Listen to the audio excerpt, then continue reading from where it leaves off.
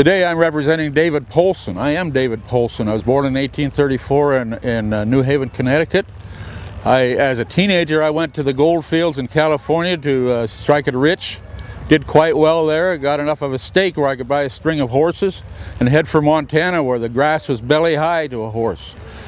On the way up, I stopped in Orofino, Idaho. Had a couple paint horses I was very fond of, and turned out somebody else was fond of them too. An Indian chief there wanted to buy them from me, and I said no, I didn't want to sell them.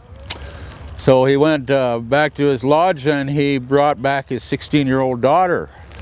Pretty black braids coming down on either side of her face, and a real pretty girl, and so we struck a deal. A couple paint horses for a woman that stood with me the rest of my life. So I think I got the better part of the trade. My wife's name was Mary Kane. She was a Nez Perce, and I'm not sure where she was born, but in Orofino, Idaho is where I met her. She's a very spunky woman. One time, well, first we ranched for a little while in Stevensville, and then came up to Polson on a trip and saw the lake for the first time and just fell in love with it. And so bought some land there and built Mary a house in 1884. While it was a nice house, she was uncomfortable in it, so she put up her teepee. And then for winter time, she didn't really want to live in the house all the time, but so I built her a little 8x12 cabin out back, and a stove in there, and she was more comfortable in that than she was in a larger house. The ranch did well. The ranch is located, today you could see remnants of it as you drive Highway 35 east of Highway 93 junction there at 4Bs.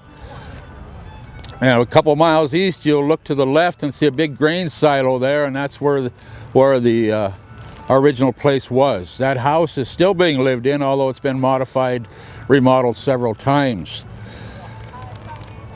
As a fiddler, I used to like to come down to Missoula and fiddle for the dances and programs and such. I'd like to teach people to play the fiddle, the younger generations. Like to garden, like to share my garden with people. And the Lord had really blessed me and my wife. And we had a son named George. However, he had a weak heart. He died at the age of 20. But our daughter Agnes, who was born some years later, married a man from Polson, and they didn't have any children. She's buried in Catholic Cemetery up above the hospital in Polson.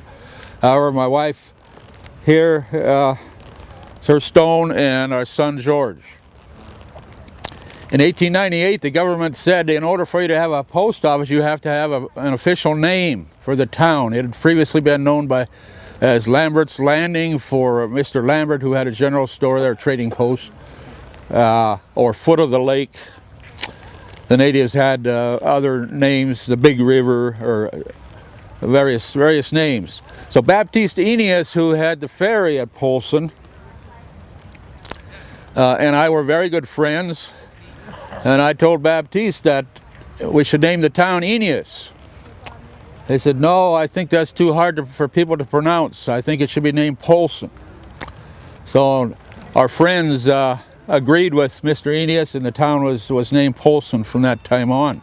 I didn't get to see much of the progress in Polson since I died in 1900, but to carry on further, in 1910 they decided to build a bridge across the river, basically the same location that the current one is, but the people couldn't agree on where the approach should be. They came to fisticuffs. They had to get a sheriff out of Flathead County to come down and restore the order, and the people finally learned to compromise and have two approaches. So they had a Y bridge. And in pictures that you'll see either in our museum, the Miracle of America Museum just south of Polson, or in the summertime, the downtown Polson Museum, you'll see pictures of the Y bridge, and inside the Y you'll see teepees. And that's not for show or photography, that's they were really living in those teepees. As the Blackfeet would go on a raid, They'd come from the north and come around the mountains on that side through Hellgate Canyon and up the valley here, killing settlers and stealing the women and children. They would, if they were lucky, they were warned. And one time, a big raiding party was on its way, and so I took our son and went up into the hills to the east, and Mary took our daughter and went, swam the river, and hid up on what's called Sunny Slope, the big hill. Now they call it Jetty area. But anyhow, hid there for 3 days until the raiding party had gone through and left. I bought Mary an organ, but she didn't really catch on. I tried to get her to learn a few chords. She could keep me company on the violin. She outlived me by quite a few years. And when she died and that house, that property was sold to the Dixon family, who later became a governor, Mr. Dixon, the organ was just placed outside of the little cabin, and the weather ruined it, and the cabin later burned. I'm trying to think if there's anything that I could mention. Any questions? I will say that most people wonder why on earth they're buried here in Missoula instead of in Polson. I wish they were buried in Polson. I think I don't know what it would take to inter them and move their stones up there, but I'm not going to pursue that. However, I see on that stone there, it's the first time I saw it today, that he was suffering. And nobody knows, to my knowledge, what he was suffering from or why.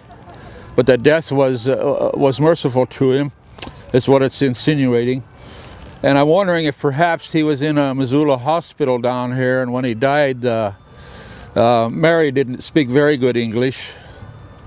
And perhaps they just said, well, he's in Missoula, why don't we bury him there? And later, there's our son, and, well, actually, you know, that I just realized I was alive when the son died, so I don't know. That's a mystery. If anyone has any information, we're going to do more research, but the internet has not been helpful to us. This is a picture of Mary. It doesn't show, she has her hair put up in a different way now. It doesn't show her braids. And daughter Agnes, who married Hitchcock. So any questions? I might not be able to answer them, but we'll try. Where's the daughter buried? She's buried in a Catholic cemetery up above the hospital in Polson. So if they have me back next year, I'll have some whiskers.